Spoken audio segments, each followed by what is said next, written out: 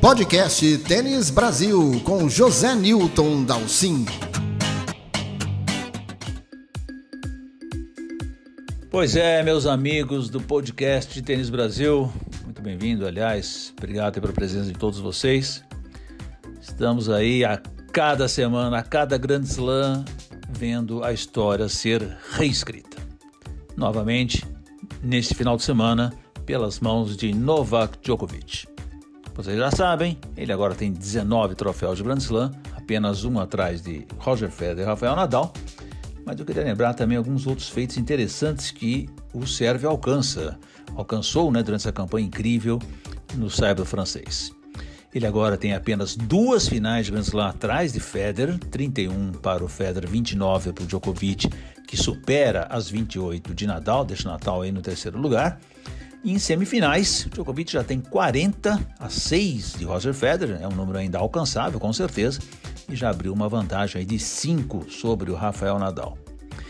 Tem outro dado também bastante interessante, em relação ao percentual de eficiência em jogos de Grand Slam. Vocês sabem que o Federer é recordista na quantidade absoluta, 365 vitórias, e logo atrás vem o Djokovic com 310 vitórias. Mas se nós olharmos para o percentual de vitórias, ou seja, o quanto você jogou e quanto você venceu, a situação é a seguinte: o Borg ainda lidera, vai ser muito difícil tirar o Borg dali. O Borg jogou 141 partidas, quer dizer, bem menos do que o Big Three, mas ele tem uma eficiência de 89,2%. É um absurdo que esse sueco jogou. Atrás dele, e dificilmente vai alcançar, Rafael Nadal, que tem 87,7%.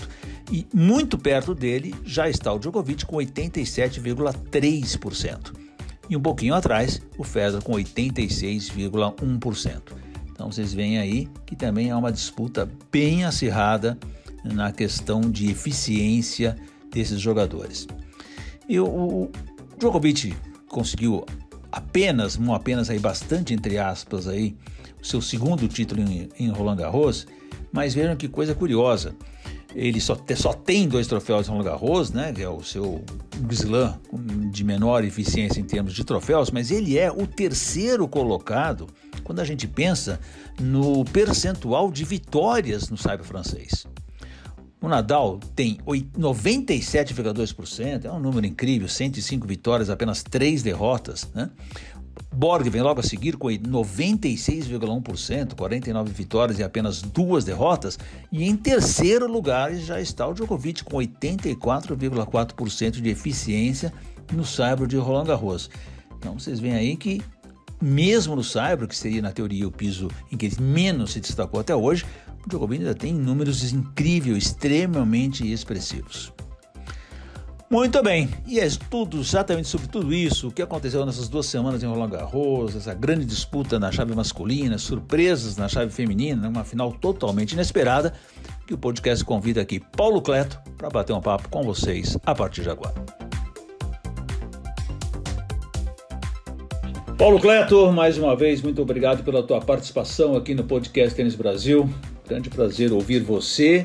Eu tenho certeza que você tem muita coisa a contar pra gente do que você assistiu nesse Roland Garros, principalmente essas rodadas finais da chave masculina que foram eletrizantes. Antes de tudo, boa tarde para você. Boa tarde para você e boa tarde também para os seus leitores. E apesar de ter muita coisa, eu prometo que eu vou ser breve, para não ficar... ser breve, conciso. Bom, a gente sabe que você não consegue ser muito conciso, Paulo, mas a gente até gosta muito de ouvir, porque você sempre conta muitas coisas interessantes para nós.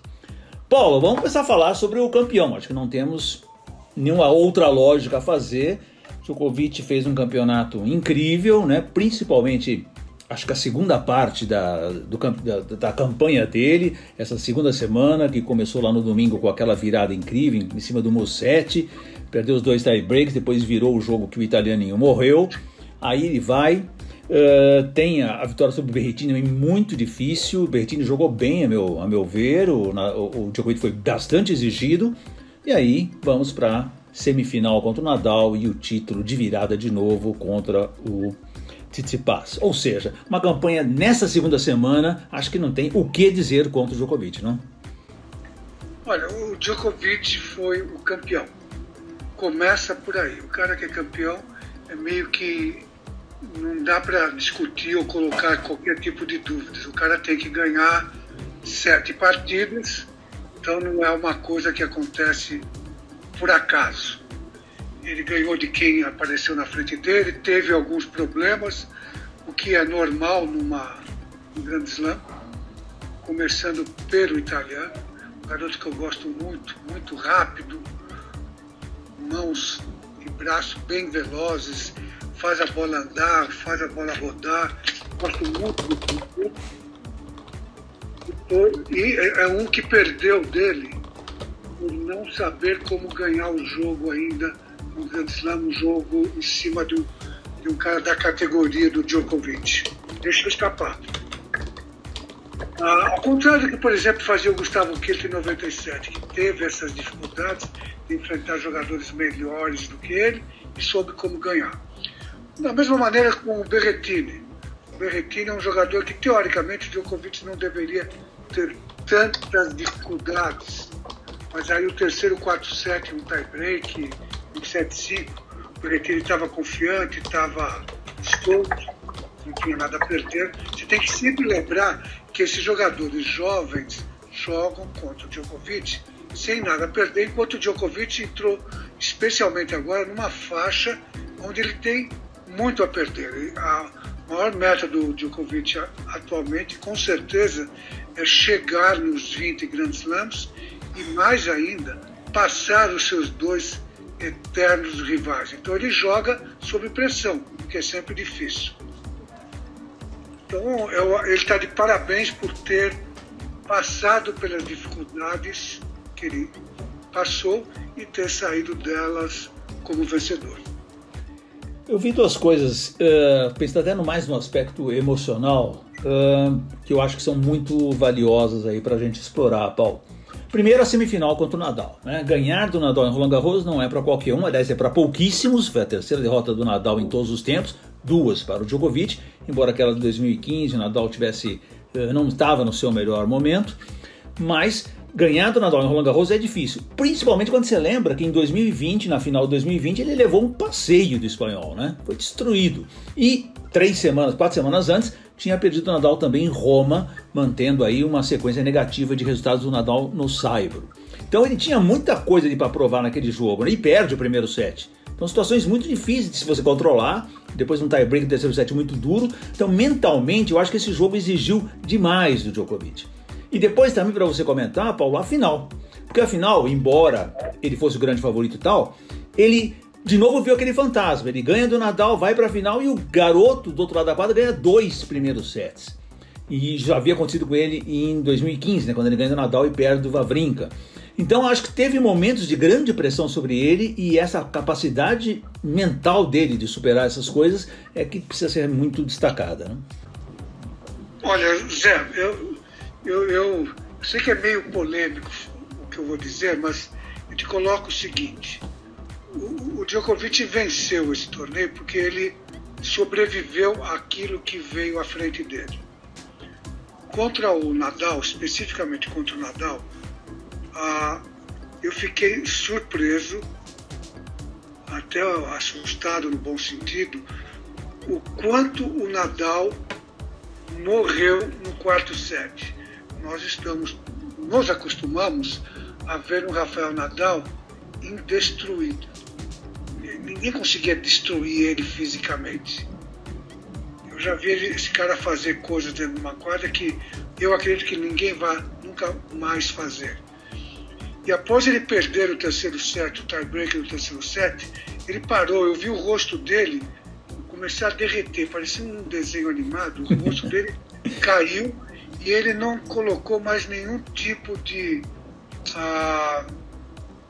dificuldades para o Djokovic. Então eu acho que a partida foi realmente definida naquele terceiro set.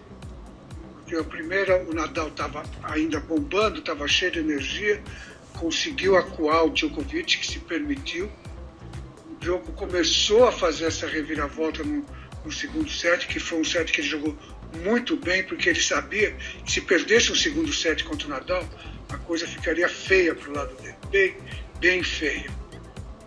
E o terceiro set foi o grande set dele, foi a grande batalha dele no torneio. O quarto set já eu vi um Nadal morto. De qualquer maneira, o Djokovic passou essa dificuldade.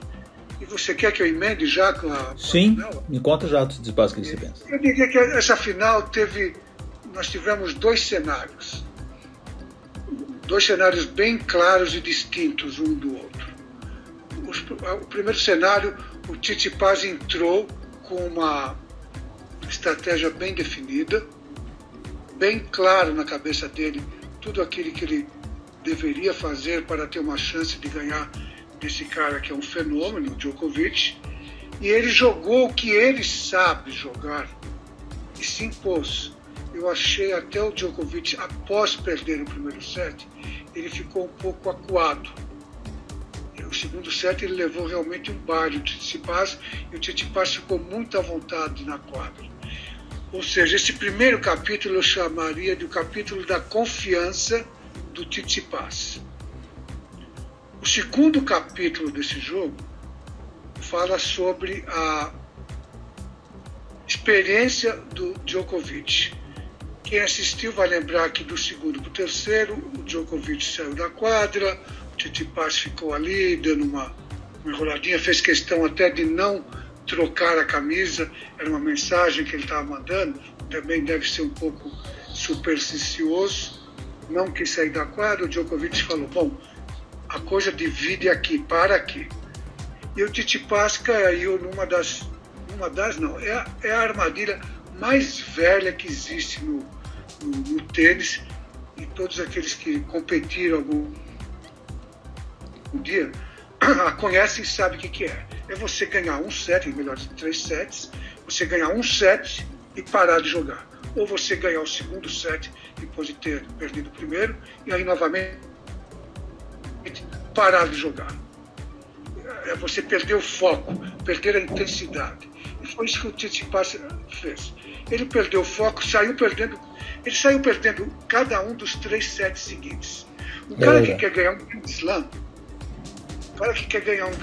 tem um fulano chamado Novak Djokovic, ele não pode se dar esse luxo. Ele teria que jogar, no mínimo, o mesmo padrão que ele jogou os 2 primeiros sets, especialmente o segundo set, onde ele jogou muito à vontade, mostrando todo o talento e o arsenal que ele tem. A partir do terceiro set, ele foi uma menininha em quadra. Virou cachorrinho. Ele apanhou. O Djokovic, na verdade, não fez nada. Eu assisti o jogo com cuidado.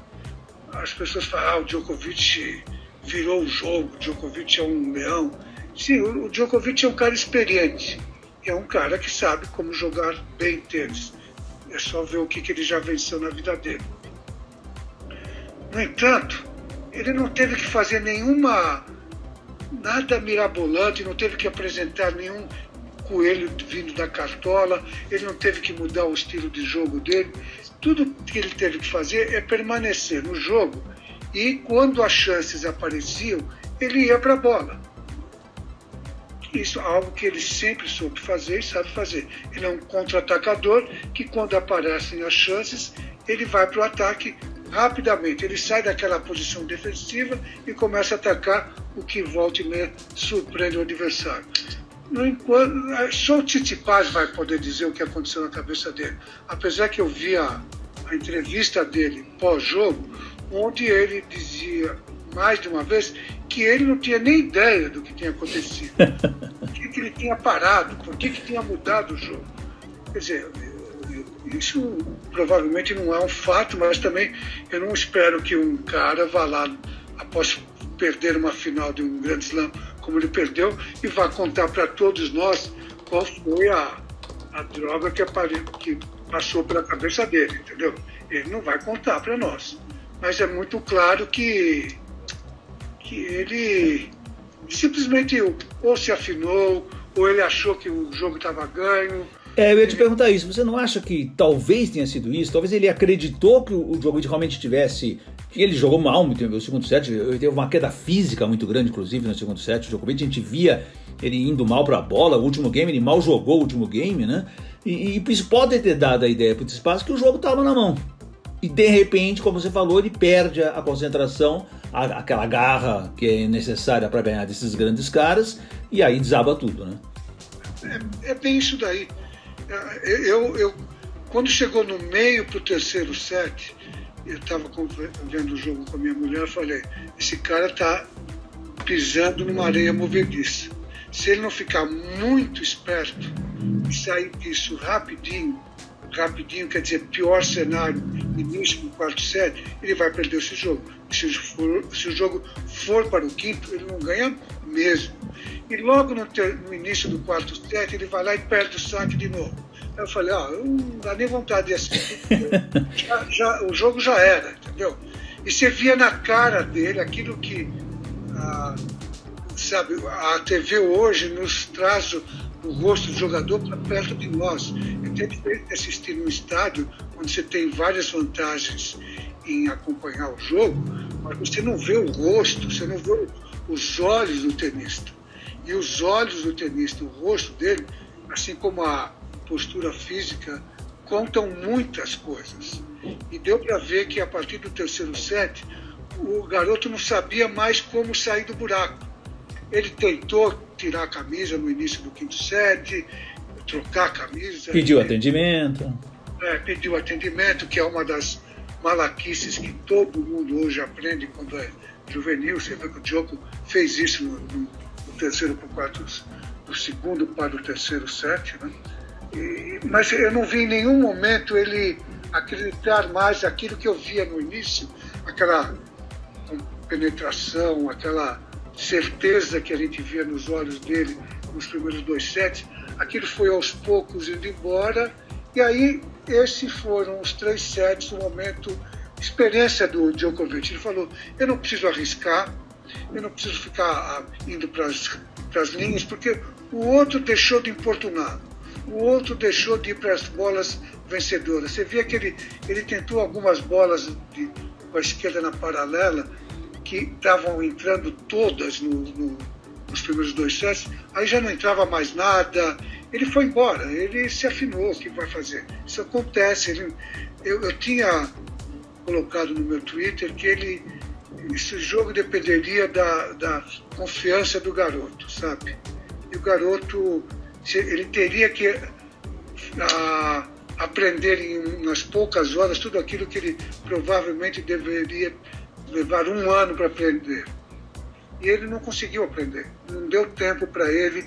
Perdeu um set, perder talvez 2 sets, falar, quer dizer que se eu continuar dessa forma, eu vou perder esse torneio?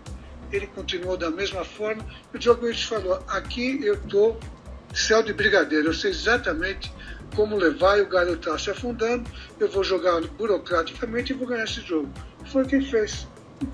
Não aconteceu mais nada, sabe? Não teve emoção. A emoção ficou ali pro primeiro e um pouco do segundo set. Dentro do que você está falando, Paulo, uma coisa que me chamou muita atenção, eu até não escrevi isso ontem no blog, passou batido, mas como você está dizendo aí, o Djokovic em nenhum momento nesses 3 sets em que ele marcou a virada e tal, ele teve aquelas reações que ele costuma fazer, de brigar, xingar, comemorar com exagero, nada, nem na hora que ele ganhou o torneio, ele comemorou daquela maneira que a gente está acostumado a ver, né? Aquela alegria, aquela euforia, nada, parecia que ele tinha certeza que ele ia ganhar. Não havia nenhuma outra situação que ele fosse perder. Então ele faz todo o final. Não sei aquela hora que a juíza errou lá uma marcação, que ele ficou bravo. Mas fora disso, naqueles 3 sets que ele venceu, ele não teve nenhuma reação explosiva, nem de alegria, nem de frustração, nada. Ele parecia estar completamente zen naquele momento, né? O jogo ficou frio. É o que a gente chama o jogo ficou frio. Não havia aquela batalha entre 2 forças enormes para ver quem que iria vencer. A partir do terceiro set não houve mais essa batalha. Foi o Djokovic, e ele viu que seria de bom tom para ele ficar calminho, não ficar aprontando muito, porque a torcida já estava para o outro. Se ele começasse a a brigar contra, poderia atiçar o adversário, poderia atiçar a torcida. Ele foi tranquilo, ele levou, sabe quando o cavalo já cansou do passeio, está na hora de voltar para casa, o dia está ganho? Ele foi levando para casa, ganhou 3 setinhos, 6-3, 6-2, 6-4. Foi um passeio. O outro acabou, o outro parou. E isso é algo que nós não nos acostumamos mais a ver nas finais, quando estavam esses 3 malucos, beleza, ele, o Nadal e o Federer. A gente sempre espera grandes batalhas mentais e físicas e técnicas. Ontem, o jogo até que poderia ser muito interessante pela discrepância de estilos.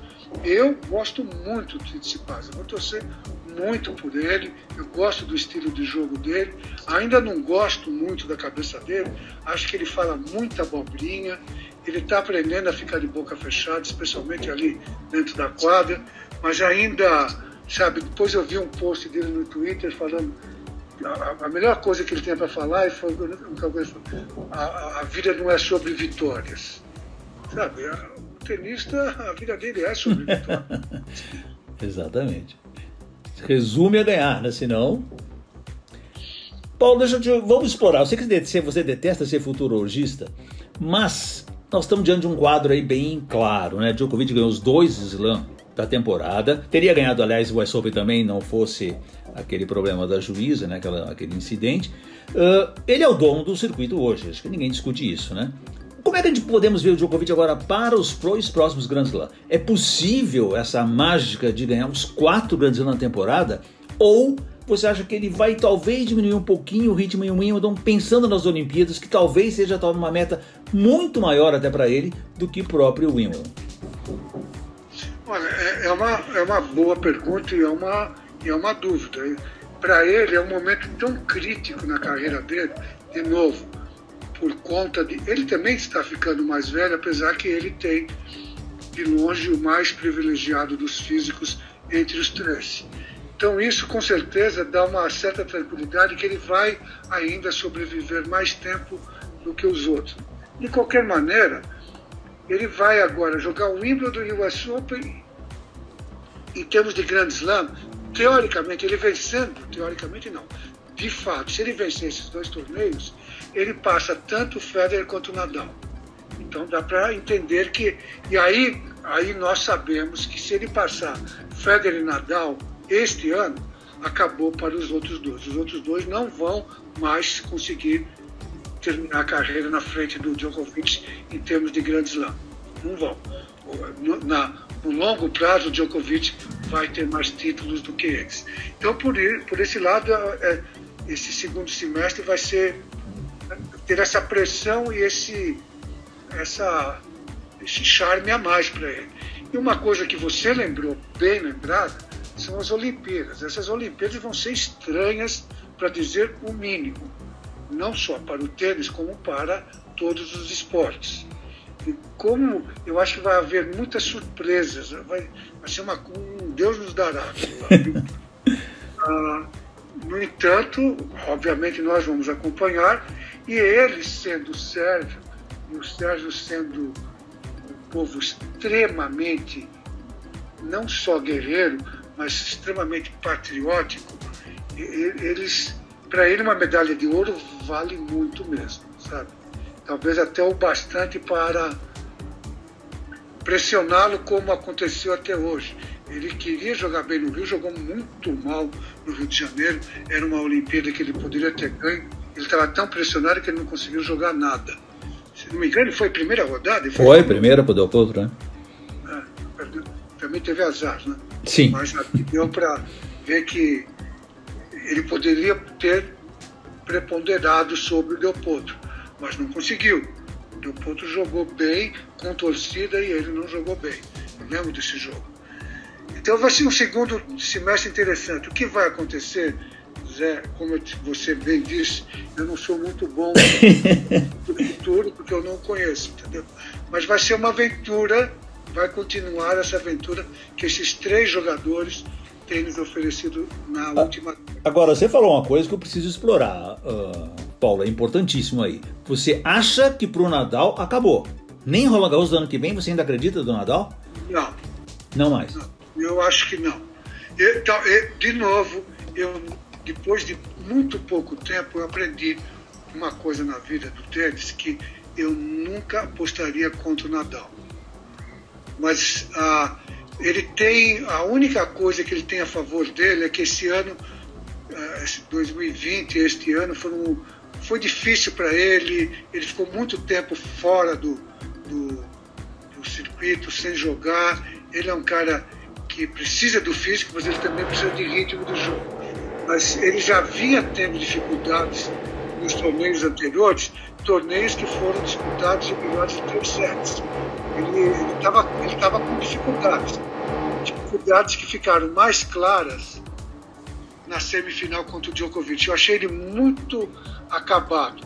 Acho difícil para ele agora, ele tem não só Djokovic e Federer para enfrentar este ano, como ele vai ficar cada vez mais difícil para ele enfrentar também esses jovens que estão perdendo o respeito, entre aspas, estão aprendendo a jogar melhor sob essa pressão de bater os veteranos, então vai ficando cada vez mais difícil.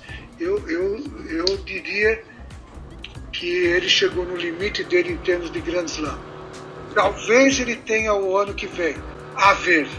Até porque, Paulo, eu achei pelo menos, e fiquei até feliz com isso, que nós vimos um crescimento técnico em relação ao saibro, né? Eu acho que, além de Nadal e Djokovic, que sempre jogaram muito bem no saibro, sabemos muito bem deles, o Thiem, que é um grande jogador de saibro, não está jogando bem, mas é um grande jogador de saibro, mas também outros tenistas acabaram saindo muito bem. O Tsitsipas surpreendeu na terra, tivemos o Medvedev, jogou extremamente bem, dentro do que ele podia fazer, acho que ele pode ainda melhorar bastante, e o Simuset é um belo jogador de tênis para o saibro, o Berrettini jogou bem. Temos uma gama de jogadores de saibro que a gente não tinha alguns anos atrás, né? É verdade, são jogadores que são europeus, jogadores que cresceram no saibro e que, na verdade, a adaptação deles é a inversa. Eles aprendem no saibro e vão aos poucos aprendendo a dominar também os pisos sintéticos, que nem sempre são os mais rápidos. Eu, no entanto, eu sempre achei que o Tsitsipas seria um ótimo jogador no saibro. Ele tem tudo. Esse é um cara que eu acho que ainda vai ganhar. Se ele acertar a cabeça dele, se ele conseguir lidar com essa questão familiar, de que pai e mãe tem que estar na arquibancada, sabe? Palpitando. E ele achando que eles têm que estar lá. Aquelas coisas que você conhece, que outros dos nossos ouvintes também conhecem.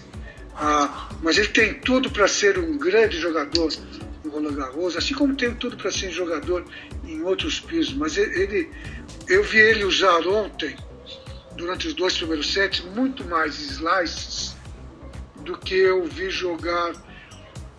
usar nas rodadas anteriores. É óbvio que isso veio da mão do técnico dele, francês, mas ele sabe usar, ele sabe se defender com slice, ele sabe dar curtinha, ele sabe volear, ele sabe muita coisa, ele só ainda não sabe bem como ganhar desses caras que são melhores do que ele. Mas vai ser difícil, você bota 12 meses na frente, vai ser difícil para não só Nadal, como Djokovic bater ele no saibro.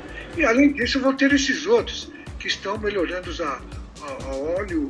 olhos vistos a cada torneio que aparece. A gente não pode esquecer que esses jovens praticamente perderam um ano por conta da... Verdade. Paulo, vamos falar também só um pouquinho do Federer, mas eu quero te provocar mais em relação ao abandono dele em Roland Garros, né? Ele entrou claramente dizendo que não é o torneio, ele não ia ganhar nunca e tal, ele queria pegar ritmo, mas ele abandona o campeonato no meio do caminho ali, deveria enfrentar o Berrettini. Olha, nem sei se ele conseguiria ganhar do Berrettini, até acho que sim, o italiano é um bom jogador, mas o Federer é o Federer, né? De qualquer forma, ele abandona o torneio, um grande slam no meio do caminho para se poupar, né? O que você achou dessa situação? Eu já havia cantado que ele ia... Acho que talvez até tenha conversado com você sobre isso na nossa conversa anterior ao torneio. Não lembro, mas eu lembro que eu conversei com os amigos que o Federer iria a Paris para pegar um pouco de quilometragem de jogo e para ver como estava o físico dele, que ele não tinha nenhuma outra ambição além disso. Só que ele se empolgou no jogo lá com o alemão, eu nem lembro o nome do rapaz agora. Dominique Kopf. Aí, do Dominique. Acabou ganhando o jogo na Bacia das Almas, já na madrugada. Um jogo que ele claramente não estava muito afim de estar ali. Sem público, né? Coisa gelada, sem público, uma coisa gelada, né? Estava frio danado, estava tarde para cachorro, não tinha ninguém na quadra. Mas, de repente, aquilo se tornou um tremendo treino para ele. E é meio óbvio que o Federer, com 40 anos de idade, fazendo o que ele faz há 25 anos, ele é um animal competitivo, um animal competidor. Ele não sabe como perder, ele não sabe entregar um jogo. O melhor que ele teria feito era ter chegado uma hora, deu enrolado 2 games e deixar o garoto ganhar um jogo. Porque ele já sabia na cabeça dele que ele não ia jogar o próximo jogo, entendeu? Especialmente depois daquilo que aquele jogo se tornado. O jogo foi um jogo longo, um jogo marrento, um jogo difícil, que ele teve que se colocar muito no físico dele. Ele falou assim, eu não vou arriscar uma contusão, eu que passei por uma microcirurgia no joelho, eu não vou arriscar um Wimbledon, que é o último slam que eu vou poder ganhar na minha carreira, num jogo com o Berrettini me dando porrada, entendeu? Ele já sabia disso antes. Só que ele não quis perder, ou ele não soube como, sei lá, eu sei que ele acordou no dia seguinte e ele tinha ganho o jogo. Agora, o que eu acho que não é legal é ser pragmático demais, para dizer o mínimo, ser suíço mesmo, que eu penso logo numa pessoa pragmática, falar assim, bom, eu vou poupar meu físico e não vou jogar. Eu acho que isso não é bem uma coisa muito simpática, nem com o adversário, que seria o próximo Berrettini, nem com o adversário a qual ele impôs uma derrota, e nem com o torneio. Ele está falando, olha, o torneio seguinte aqui é mais importante do que esse. Mas é uma decisão pragmática, ele é o Federer, ele a tomou, aquelas pessoas que são loucas por ele fingem que não aconteceu nada, mas se fosse uma coisa que outro tenista fizesse, talvez ele tivesse sido bem mais criticado.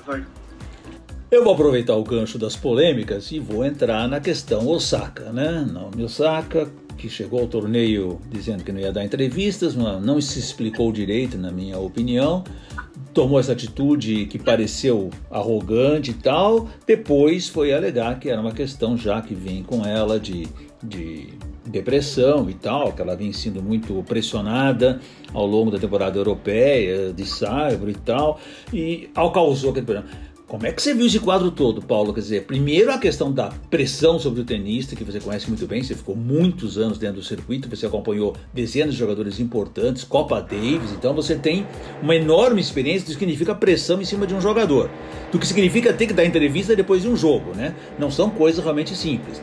Mas como é que você vê a situação toda da Osaka, até a preocupação com ela, da carreira dela daí pra frente? Bom, essa pauta eu lembro que nós conversamos, você deve lembrar do que eu falei na ocasião, né? Que eu achei que era uma papagaiada da parte da menina, entendeu? Agora eu tenho mais certeza aí. Pressão, Zé Nilton, você está no tênis há sei lá quantas décadas, se alguém não gosta de pressão, se alguém não curte a pressão do tênis, então tem que jogar futebol e quando o negócio aperta, vai jogar na ponta esquerda e fala, passa para ele lá, eu machuquei. O tenista é um cara que desde os 10 anos de idade está acostumado com a pressão. No comecinho, aos 10 anos, vem da arquibancada, quando o pai fica que nem maluco, não erra, vai perder. Então vem de várias formas, de várias maneiras, ele vai jogou para chegar ali, jogou centenas de breakpoints, perdeu jogos, ganhou jogos. Então, pressão faz parte da vida do tenista. Todo dia, você vê aí, isso que nós conversamos de Tsitsipas, Djokovic, Nadal, todo mundo aí tem que lidar com a pressão todo dia. Agora, a bonitona vem falar para mim que a pressão está deixando ela deprimida. Ela inventou essa deprimida porque quando ela falou aquelas abobrinhas, e mais ainda, quando a irmã dela entrou no circuito e decidiu ajudar a irmã dela, não sei se você viu as declarações da irmã dela. Sim, sim. Foi um dia antes da Osaka realmente se explicar, né? Foi exatamente. E aí a irmã dela falou a real. Só que ela falou a real pensando que ela estava ajudando a irmã. E ela não falou nada de depressão. Ela falou só que aquilo era uma pressão na cabeça dela que ela não estava a fim de lidar. A pressão era, para quem não soube, para quem está ouvindo, ela vinha sendo perguntada desde Roma como que seria Roland Garros para ela, em função dela não ter um passado de vitórias no saibro. Ela não ser a mesma tenista no saibro, tão perigosa quanto ela é nas quadras mais rápidas.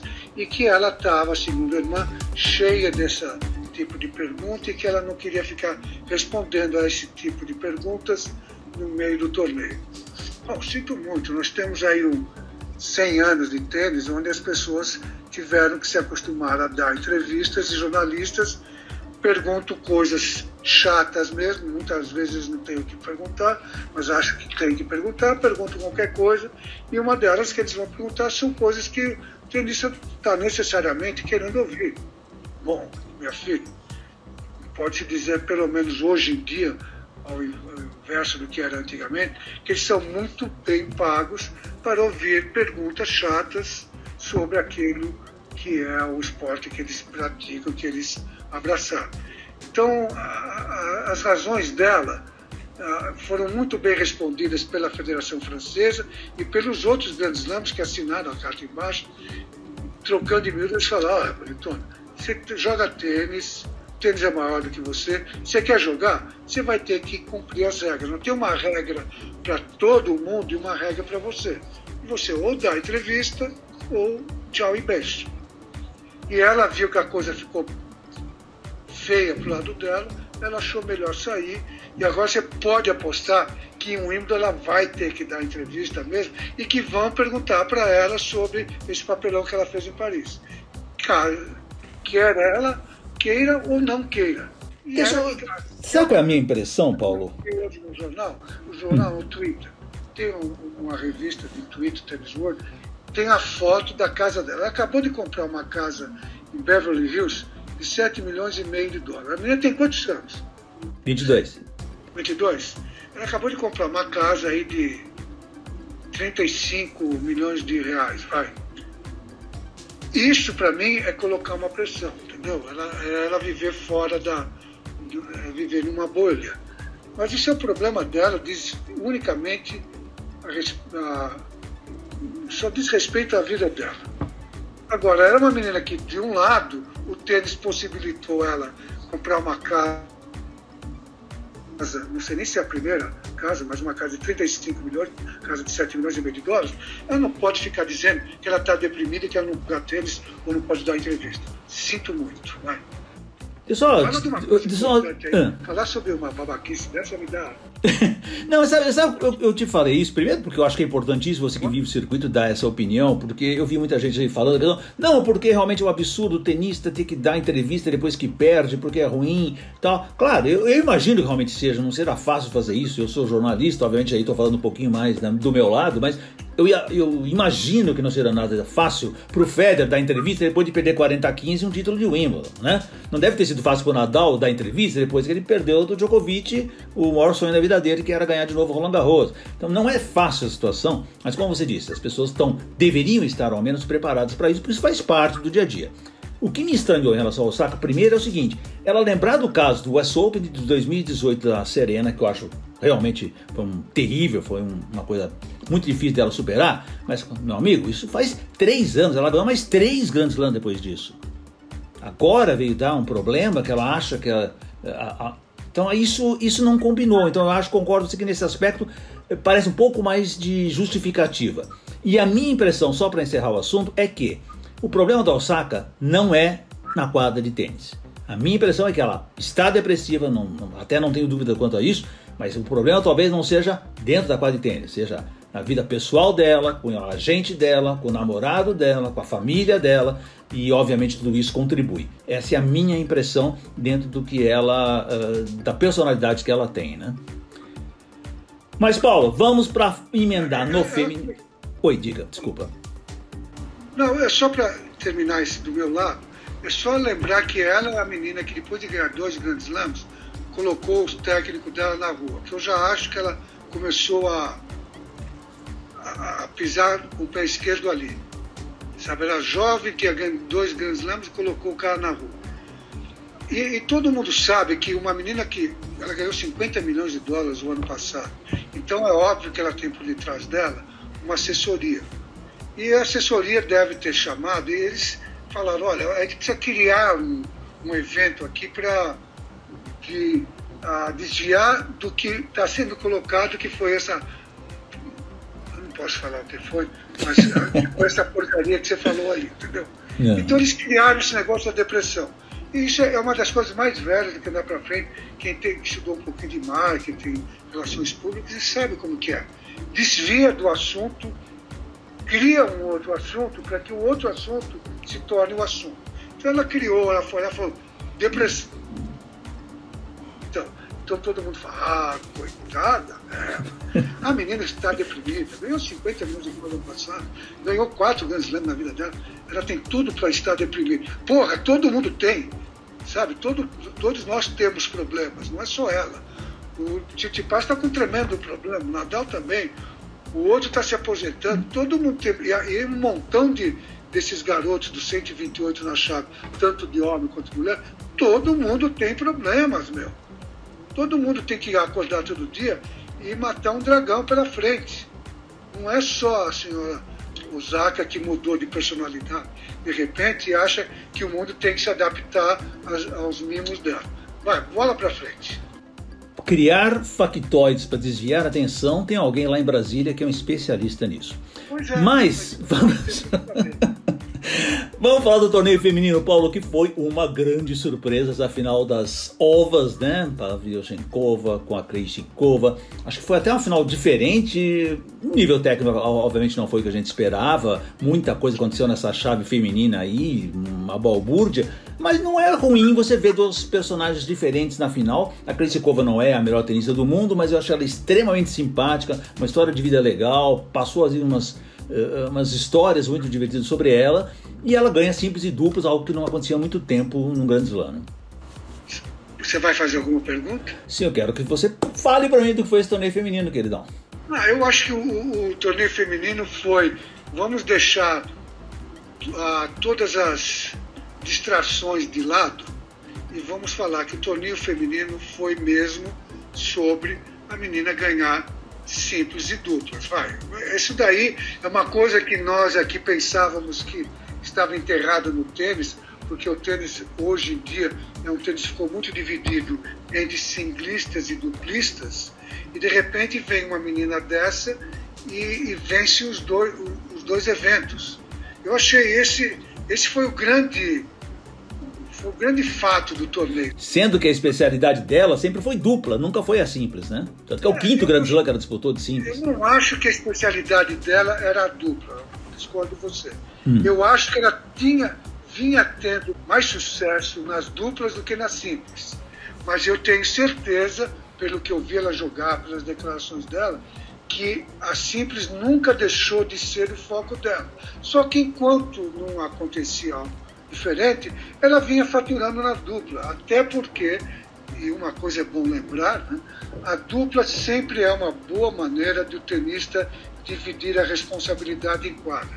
E deu para ver nos primeiros jogos dela, inclusive nos últimos jogos dela, que ela era um pouco, vamos chamar assim, não era uma menina muito confiante. Ela joga muito tênis, ela bate muito fácil na bola. Ela me lembra muito, sabe quem? Messir, outro eslovaco. lá da República, ele na verdade era da Tchecoslováquia, o Messi não era da República Tcheca. Ele era eslovaco, é verdade. Mas ele batia aquela esquerda do jeito que ela bate. Ela não faz força alguma para bater na bola e a bola anda. O saque dela é um saque que ela não coloca força e a bola anda. Ela voleia muito bem. Eu acho que ela é uma jogadora razoavelmente completa, uma jogadora gostosa de assistir. Mas você vê que ela volta e meia se enfia numas trevas emocionais quando ela começa a errar umas bolas facílimas por falta de confiança. Espero que isso não deixe de ser o caso daqui para frente, porque agora ela tem um grande slam na raqueteira. Mas eu acho que ela, de novo, ela jogava muito bem dupla porque ela dividia as responsabilidades. É uma grande jogadora que, de repente, pode desabrochar daqui para frente. Aliás, Paulo, a gente viu na final, justamente na final da final, um lance duvidoso, a bola na linha, que depois foi dito que a bola entrou e a juíza deu fora e tal. Nós vimos alguns outros problemas ao longo do torneio também. Então eu queria saber de você duas situações. Você é favorável à marcação totalmente eletrônica, como nós estamos vendo essa semana, por exemplo, Rally hoje, essa semana é totalmente eletrônico, como já vimos em outros campeonatos, ou pelo menos introduzir o desafio eletrônico no saibro? Porque a questão do saibro, a marca fica, mas muitas vezes o juiz não sabe qual foi a marca, né? Olha, vamos por partes, como diria Jack. Primeiro de tudo, eu vou ser bem ambíguo com isso aqui. Primeiro que eu não acredito que esse Hawkeye, o desafio, seja infalível. Não acredito mesmo. Porém, se ele vai ser usado, eu acho ótimo, porque aí é um padrão. Sim. Aí todo o começo, eu lembro que até o Federer era bem contra, e existiam muitas dúvidas sobre ele. Mas a partir do momento que todo mundo abraçou ele como sendo definitivo, tendo a última palavra em quadra, fica mais fácil para todo mundo. Porque uma coisa que incomoda o tenista é que quando ele começa a perder a confiança no juiz de cadeira ou no juiz de linha, os caras que são seres humanos, são bem falíveis, ele começa a ficar incomodado e começa a perder um pouco do emocional dele em quadra. Isso afeta o jogo. Uma máquina dizendo se a bola foi boa ou fora, você fala, bom, é uma máquina mesmo e é boa para mim, é boa para ele, seguimos com isso. Roland Garros manteve essa ambiguidade. Não. Tem a máquina lá, que volta e meia eles mostram para nós na televisão, e tem um ser humano que, teoricamente, deveria saber ou sabe como cantar uma bola dentro ou fora. Porém, e isso para você pergunta para qualquer cara que joga tênis, amador ou profissional, aquele negócio de bola encostada na linha, se ela está toda fora ou se ela está encostando, ele é discutível mesmo. Vai ter cara que vai olhar a mesma marca, dois caras honestos, dois caras que podem nem estar participando do jogo, eles vão olhar aquela bola sem a marcação do desafio, e um vai jurar que a bola está fora, outro vai jurar que a bola está dentro. Eu tive até um tenista, em cima disso que você mencionou, eu tive um tenista profissional que estava dividindo a quadra comigo esse final de semana, ele falou, e tem o seguinte, muitas vezes eu acho que a bola no sábado ela bate na linha, escorrega, e aí fica aquela marca fora, mas pegou na linha. Sim. E eu falei, você acredita nisso? Ele falou, eu acredito nisso. Que, às vezes bate na linha, escorrega e vai para fora, e fica aquela marcona fora, que é um fato. Então eu acho que ficaria mais fácil se Roland Garros talvez continuasse permitindo que o juiz de linha inspecionasse a marca, mas se chegasse ao fato de que o jogador quisesse que o Hawkeye lá, desafio fosse chamado, ele tivesse esse direito. Porque você vê, a Krejcikova teve que ganhar o jogo 2 vezes. Pois é. Algo que aconteceu há 20 anos atrás com o Gustavo Kirten na final do Roland Garros também, contra o Norman. E de novo, e aí está bem o que eu estou falando, era a mesma marca, os dois não disputaram se a marca era essa ou se a marca era aquela. Era o Gustavo Kirten olhando a marca e falando, essa bola está fora. E o juiz falou, não, essa bola está dentro. Era match point. Se o juiz desse a razão ao Gustavo Kirten, ele teria ganho o jogo ali. Ele não deu, e o Gustavo Kirten teve que esperar 1 hora. O jogo pegou fogo e se enrolou todo para ele ganhar. E aquilo ficou, ele mesmo confessa hoje, aquilo ficou remoendo dentro do coração dele. Ele podia ter perdido aquele jogo, aquele torneio, por conta disso daí. Eu só acho que eles têm que definir de uma vez por todas como vai funcionar. Eu vi na TV americana, os americanos estavam ali, a Chris Evert, aquela holandesa aqui, os Rat e o Wilander, eles todos ali se juntaram para dizer que Roland Garros tinha que acabar com a descida do juiz de cadeira e abraçar o desafio eletrônico. O desafio eletrônico, entendeu? Essa pelo menos é. Mas eles são americanos, né? O americano adora uma máquina, você sabe como que é. Os franceses têm o contrário, é mais humanista, crê ainda nas pessoas, sabe? Como que é? É uma coisa a se definir, sim. Eu acho, aliás, até para encerrar o nosso assunto, eu acho que os slams também precisam, né? Os 4 grandes slams, fazer uma coisa unificada, né, Paulo? É tão estranho você ter uma regra para cada campeonato, um tie-break de quinto set para cada um quinto set é longo, outro é tie-break curto, outro é tie-break de até 12, outro é tie-break de 10, outro é tie-break de 7. É muito confuso até pro espectador geral entender essas coisas, né? Acho que uma uniformidade aí não custaria nada, principalmente nos casos mais relevantes. Nisso eu concordo com você. Eu acho que é muita coisa, especialmente o Wimbledon, mas não é só do Wimbledon, os americanos também, eles querem ter a última palavra sobre o torneio deles. Mas seria, assim, bem melhor se todos os torneios abraçassem uma única regra, especialmente sobre a definição do quinto set. Mais até do que esse negócio na marcação da bola. Perfeito, Paulo Cleto. Quero te agradecer demais a tua presença aqui no podcast Tênis Brasil. Gostei muito das suas opiniões, muitas polêmicas aí. Vamos agora entrar na temporada de grama e aí vamos ver o que é que vai acontecer. Federer estreou hoje, não jogou lá muito bem, mas temos aí 3 semanas de quadra de grama, tão raro hoje no circuito, para encararmos e apreciarmos. Zé Nilton, mais uma vez agradeço o convite, mando um abraço para você, para os seus leitores e agora ouvintes também. Um abraço para vocês todos. Este foi o podcast Tênis Brasil com José Nilton Dalcin.